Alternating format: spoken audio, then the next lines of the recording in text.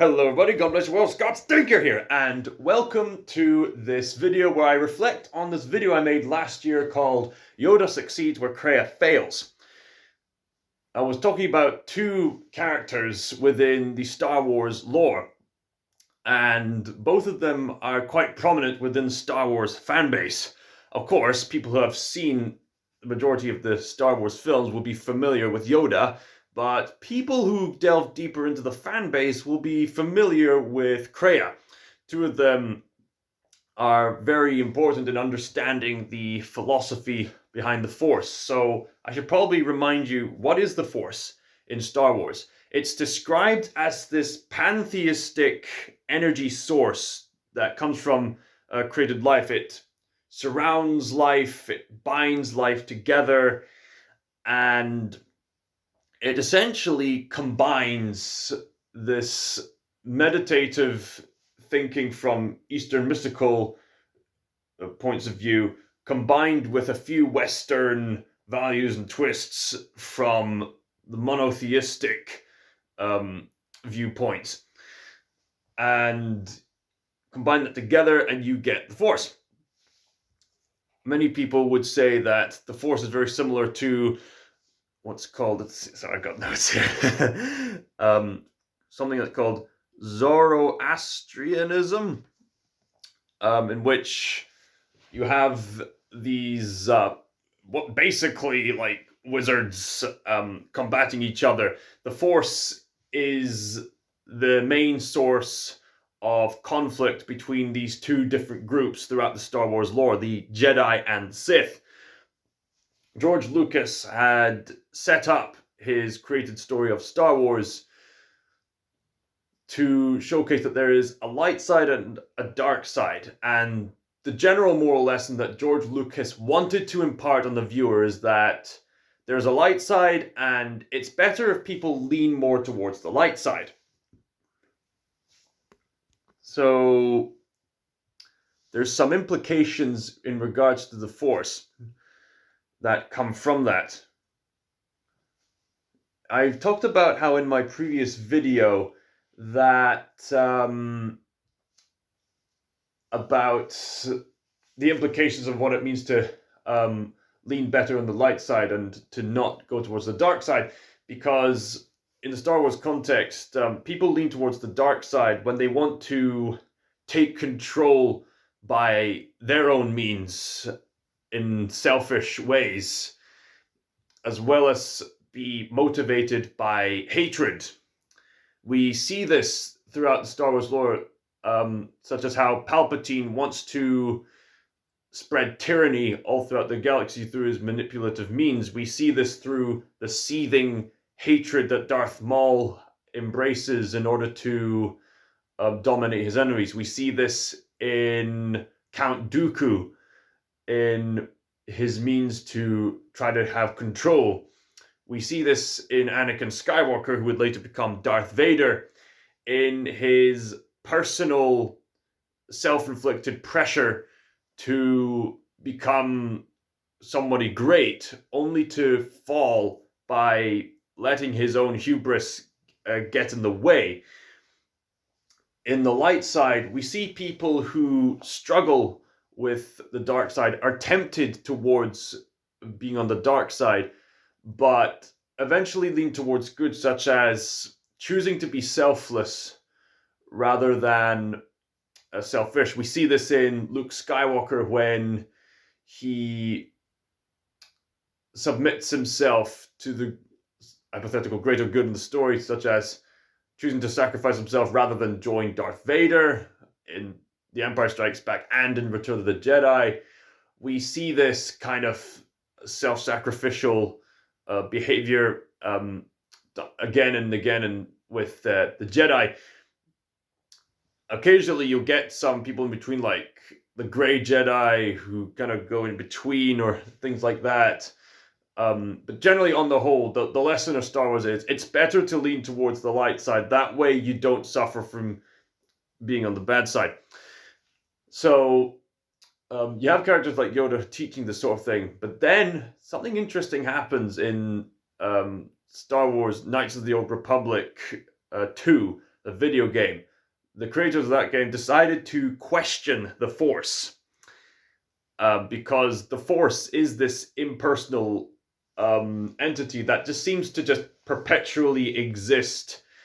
And whilst it is implied that the Force tries to persuade people towards the light side, there's this implication of balance, as if some amount of darkness is mandatory or something like that.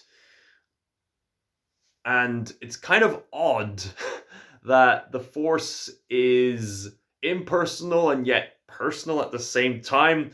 So, for reasons I'm going to explain later, this kind of world building, with the implications of these kind of metaphysics, leads to some very inconsistent metaphysics within the lore of Star Wars. And I'm not just talking about like these inconvenient things that happen, such as I'm not just talking about those things like how Rey conveniently has healing powers in The Rise of Skywalker, which other Jedi could have used earlier.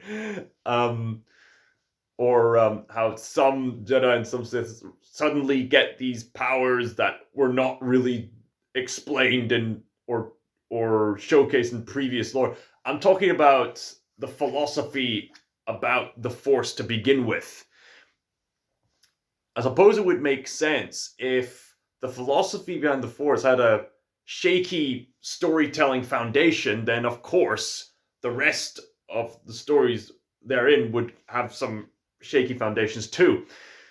I think it kind of goes to show about George Lucas's character. I've got a friend of mine who described George Lucas as brilliant but lazy. George Lucas has such vivid imagination. He has vision, and clearly he has this innate understanding of these common patterns in myths, which I'll get into later. But at the same time, Lucas tends to be quite apathetic. Maybe not apathetic, but certainly indifferent to certain elements of the story building, which would explain the indifferent nature of the Force. And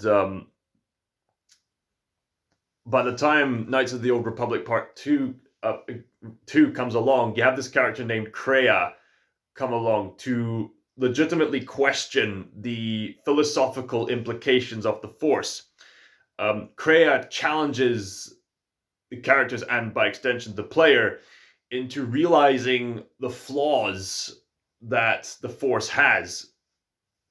Namely, her biggest critique of the Force is that the Force seems to have this will in that it's personal, and yet the Force is also somewhat impersonal in that it seeks out this balance to the detriment of the loss of so many lives. And some people would understand Kreia getting angry at the Force, although other people would say Kreia doesn't really see the Force as evil as such, so much as she hates it. That there's various ways you can view it. There are people who take the stance that Kreia has a very Nietzschean outlook towards the Force, in which you shouldn't really submit to like any kind of like previously established religious authority. You need to become your own Superman in order to dictate good and evil on your own terms. But this kind of attitude can come from psychological parental issues, although parental issues seems to be a reoccurring thematic theme throughout the Star Wars lore, especially with the Skywalker family tree. Does Rey count as a Skywalker now? yeah, just call yourself a Skywalker, and that there you go. You're part of the Skywalker family now. So Kreia critiques how the impersonal, balance-seeking nature of the Force sees to it that so many lives are compromised, all in the name of a balance between the good side and the dark side, instead of something better which would try to eliminate all the darkness once and for all. So because the Force is constantly seeking a balance between light and darkness, well, generally seeking, recommended to be on the light side, it means that in the context of Star Wars, there's a never-ending conflict. So it makes sense as to why people just can't stop making Star Wars content. And say what you will about like George Lucas selling off his own franchise to Disney, but the way that Disney's been handling the franchise actually kind of goes to show that the conflict with the Force is never going to come to an end. It's just going to go on forever and ever and ever. And from a Hollywood standpoint, this can make, this can make for so much cool potential for stories of heroes against villains. Oh, cool. But if you really think of the philosophical implications, it would have to mean there's no resolution to the conflict between good and evil. That's the problem that Kreia has. So that's why she decided to rebel against the Force. Of course, the way she went about it is flawed, is very flawed, as I pointed out in the previous video, because her way of doing it is tapping into the dark side to begrudgingly reject the Force. I suppose Yoda's solution is to just lean more towards the dark side and to get rid of his own hubris. But when I made that video last year, I was trying to work my reasoning within the context of if the Force was actually true. However, that answer I gave doesn't really offer a solution to the philosophical inconsistencies of the Force. I suppose that should lead me to how the Force was thought up in the first place. You see, George Lucas was inspired by the Monomyth, which was thought up by Joseph Campbell, which in turn was inspired by the studies of Carl Jung, this psychologist who went about going through all these different belief systems before coming up with an idea of all the common similarities between all these different viewpoints, mythologies, religions, and then Joseph Campbell took note of that and came up with what the story trope that we now know as the hero's journey.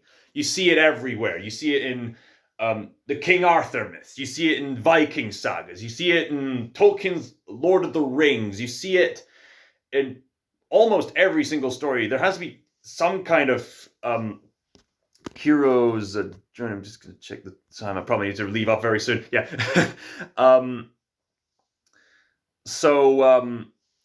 George Lucas, what George Lucas was doing was he was trying to implement that kind of monomyth into the Star Wars lore.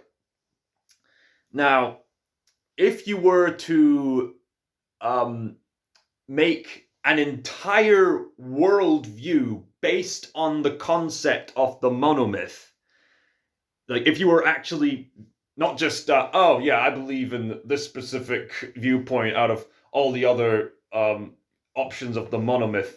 No.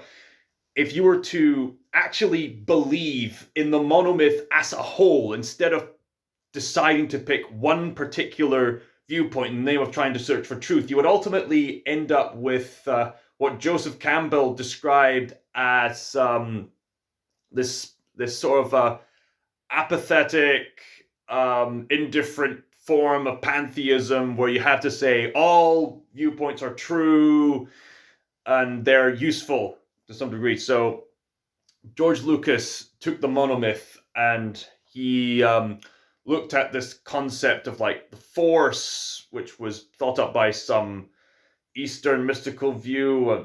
I think, if I remember correctly, it was based on some fictional idea from there. But I could be wrong. Feel free to correct me. Bert. And so he combined it all to make this monomyth that would appeal to what broad demographic, which makes sense as to why Star Wars, for the most part, has this mass appeal with so many people. However, the Force doesn't come without its philosophical inconsistencies, and viewing the monomyth as a whole, a lot of people seem to make the mistake of thinking that all these different worldviews and religions are fundamentally the same and only superficially different, when in reality, if you're actually examining these worldviews and philosophies on a more honest basis, you would have to conclude that religions are actually fundamentally different and only superficially the same. So I suppose from that perspective, you could observe like the Force in Star Wars as a concept, but if played out in real life, or as it's played out in Star Wars, it leads to a lot of inconsistencies, which Kreia points out. And you can view entire videos on YouTube breaking down Kreia's critique of the Force bit by bit, and it really just opened up your mind to the metaphysics of Star Wars, and it'll give you a whole new perspective on how the whole thing works, not just as this glorified space opera heroic journey, but also from a philosophical standpoint of what would the monomyth imply if not just one particular view out of the whole monomyth, but the entire monomyth as a whole. What if the entire monomyth was true? What would that imply? And bam, you pretty much get Star Wars, which George Lucas wanted to have, like space cowboys and like outer space stuff and space lasers and stuff like that too. So, just some food for thought.